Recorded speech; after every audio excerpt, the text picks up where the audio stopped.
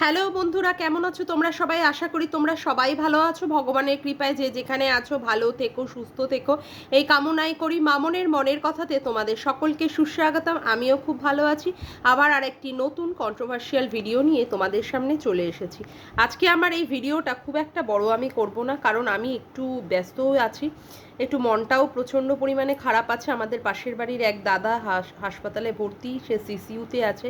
এই মাত্র তাকে দেখে আমি বাড়িতে আসলাম। যাই হোক, মানে প্রচণ্ড পরিমাণে মনটা ভারাক্রান্ত আছে, তবুও আজকে একটা ভিডিও মাত্র দিয়েছি।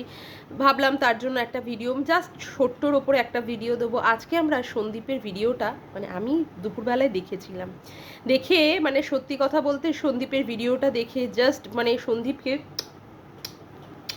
জাস্ট চুমু দিতে ইচ্ছা করছে। সত্যি একটা মায়ের যা কর্তব্য, আজকে সন্দীপ বাবা হয়ে সেই কর্তব্যটা পালন করছে। একটা মা যখন তার সন্তানকে জন্ম দেয়, যে কোনো রকমের পরিস্থিতিতেই সেই মাটাকে মা কী করে, বুক দিয়ে আগলে, যে কোনো রকমের বিপদ হোক আপদ হোক, যে কোনো পরিস্থিতিতে মা কী করে, সন্তানটাকে আগলে রাখে। একটা আঁচড়ও পর্যন্ত আসতে দেয় না সন্তানটার গায়ে। আর এখানে কি করেছে ক্যাথাকুরানি? এখানে ক্যাথাকুরানি তার নিজের শরীরের জ্বালা মেটানোর জন্য, পরকিয়া করবে বলে, নিজের দেহের মানে সম্পত্তি বিক্রি করবে বলে, সে পরপুরুষে আসক্ত হয়েছে বলে, সে তার দুগ্ধপোষ্য শিশুটাকেও পর্যন্ত তার মাতৃস্নেহ থেকে বঞ্চিত রেখেছে, তার মাতৃদুগ্ধ থেকে বঞ্চিত রেখে সে কি করেছে, অবলীলাক্রমে অবলীলায় সে বাড়ি থেকে বেরিয়ে গিয়ে সেই পরপুরুষের হাতটি ধরে যথেষ্ট পরিমাণে সে সুন্দরভাবে জীবনযাপন কাটাচ্ছে। এখন অবশ্য সে ছলের একটা প্রয়াস করছে যে যেন তেন প্রকারে ছেলেটাকে নিয়ে আসা যায়, কারণ ছেলেকে যদি নিয়ে আসতে পারে তাহলে ছেলেকে দেখিয়ে সে ভিউজ কামাই করবে, যেটা কিনা সন্দীপ করছে। যাই হোক, তো আমি বলবো সেগুড়ে বালি, তুই যা ভাবছিস কাথাকুরানি, সেটা হয়তো কোনো দিনই হবে না। আর আমাদের ভগবানের ওপরেও বিশ্বাস আছে, আর আমাদের মহামান্য আদালতের ওপরেও বিশ্বাস আছে। সবচেয়ে বড় বিশ্বাস তো আমাদের সন্দীপের মধ্যেই আছে রে, সন্দীপের প্রতি আছে। আজকে সন্দীপ যেভাবে লাঠি নিয়ে বসেছিল, সত্যি কথা বলতে আমি তো মানে কি বলবো, প্রচণ্ড পরিমাণে আনন্দ পেয়েছি আর প্রচণ্ড পরিমাণে হাততালি দিয়েছি সন্দীপের এই সাহসটাকে। সত্যি একজন বাবা হয়ে কিভাবে তার সন্তানকে যে কোনো রকমের প্রতিকূলতায়, যে কোনো রকমের কি বলবো আপদ বিপদ আসলে কিভাবে বাচ্চাকে প্রোটেক্ট করতে হয়, আজকে বাবা দেখিয়ে দিল। মা কিন্তু তার কর্তব্য বা ভূমিকা যে কোনো কিছুই কাজ করতে, কিন্তু মা কিন্তু সব দিক থেকেই কি হয়েছে, অপারগ হয়েছে। মা কিন্তু তার হাতটাকে ছেড়ে দিয়েছে। সন্তানের যেখানে মাকে প্রচণ্ড পরিমাণে দরকার ছিল, যে সময় যে পরিস্থিতিতে, মা কিন্তু তার হাতটা অবলীলাক্রমে ছেড়ে দিয়েছে। মা কিন্তু তার ভূমিকা কোনো কিছুই পালন করেনি। কিন্তু বাবা হয়ে সেই সন্তানকে কিভাবে টেক কেয়ার করা, সন্তানকে কিভাবে যত্ন নেওয়া, শত্রুর থেকে বাচ্চাকে আগলে রাখার জন্য কিভাবে লাঠি নিয়ে বসে সেই শত্রুর মোকাবিলা করা যায়, আজকে সে খুব সুন্দরভাবে বুঝিয়ে দিয়েছে। বাচ্চাটার প্রত্যেকটা মুহূর্তে সন্দীপের সাথে কাটানো যে সময়গুলো না, এত টাচি থাকে মানে বলার মতো না। আজকের ব্লগটাতেও আমরা দেখলাম সন্দীপ শুধুমাত্র তার সন্তানের টেক কেয়ার না, পাশাপাশি তার মা বাবা সবার প্রতি তার একটা মনোভাব রয়েছে, যত্ন করার মনোভাব রয়েছে। সবাইকে নিয়ে এসে কোথায় গেল, শপিং মলে শপিং করলো, মানে ঘরের জিনিসপত্র কিছু কেনাকাটি করলো, কেনাকাটি করার পরে তারপরে কোথায় গেল, একটা মানে ওই যতদূর সম্ভব ওটা মনে হয় গোপাল ভাঁড়ের কোনো কিছু একটা ছিল নাম করা, সেই রেস্টুরেন্টে গেল। সেই রেস্টুরেন্টে গিয়ে মা বাবা তারপরে সে খাওয়া দাওয়া করলো, তবে বাচ্চাটি খায়নি, কারণ তার আগে বাচ্চাটি ক্যাডবেরি চিপস এগুলো খেয়েছে বলে সে বাচ্চাটি আর খায়নি। মানে এত সুন্দর, মানে সন্দীপের মানে বলার ভাষা নেই। সন্দীপকে কি কি বলে সন্দীপকে প্রশংসায় বিভূষিত করব।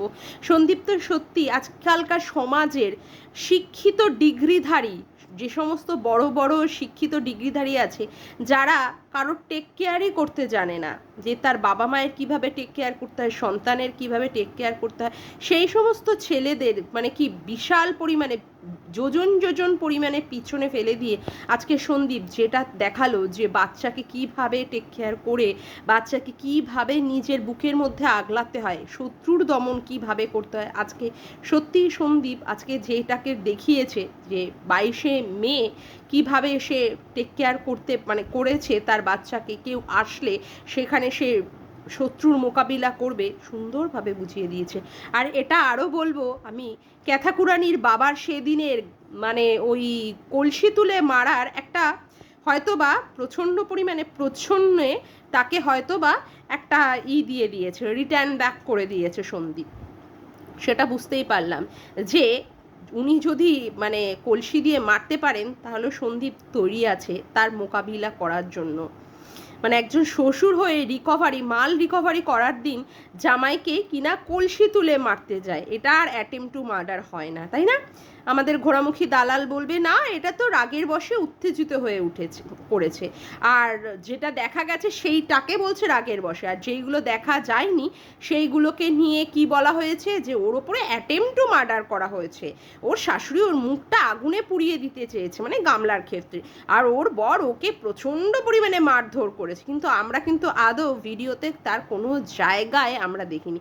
তবে আজকে ওর শ্বশুরকে ও সুন্দরভাবে বুঝিয়ে দিয়েছে যে তারা যদি এই বাচ্চাকে নিতে চায়, সেদিনের কলসির তুলে যে মারটা উনি দিতে চেয়েছিলেন তার বদলা কিন্তু নেওয়া হবে এই রকমের লাঠির মাধ্যমে, এবং এটা হচ্ছে খুব সুন্দর প্রচ্ছন্নভাবে বুঝিয়ে দেওয়া। এবং আমরা সমস্ত যারা সন্দীপের ভালো চাই, আমরা সমস্ত ক্রিয়েটার থেকে ভিউয়ার্স থেকে আমরা সবাই সন্দীপের এই ব্যাপারের জন্য অবশ্যই সন্দীপের পাশে থাকবো। আর সন্দীপকে বলবো, তোমার যে কোনো রকমের পরিস্থিতিতে তোমার সমস্ত দিদিরা ভগবানের কাছে তোমার মঙ্গলার্থে তোমার জন্য প্রার্থনা করছে, এবং আমরা তো সবসময় প্রার্থনা করছি। তুমি কিন্তু ভেবো না যে তুমি পৃথিবীতে একা, তোমার নিজের দিদি তোমার সাথে গদ্দারি করতে পারে, কিন্তু আমরা যে সমস্ত দিদিরা তোমার জন্য তোমাকে ভালোবেসে ভিডিও করি, তারা কিন্তু প্রতিনিয়ত ভগবানের কাছে তোমার জন্য প্রার্থনা করি, শুধুমাত্র তোমার জন্য নয়, তোমার পুরো পরিবারের জন্য, তোমার সন্তানটার জন্য। আমরা জানি যে তুমি অবশ্যই যে কাজে উত্তীর্ণ হয়েছো সে কাজে অবশ্যই তুমি জয়ী হয়েই ফিরবে, এটা আমাদের মনের মধ্যে বিশাল পরিমাণে একটা বল আর ভরসা।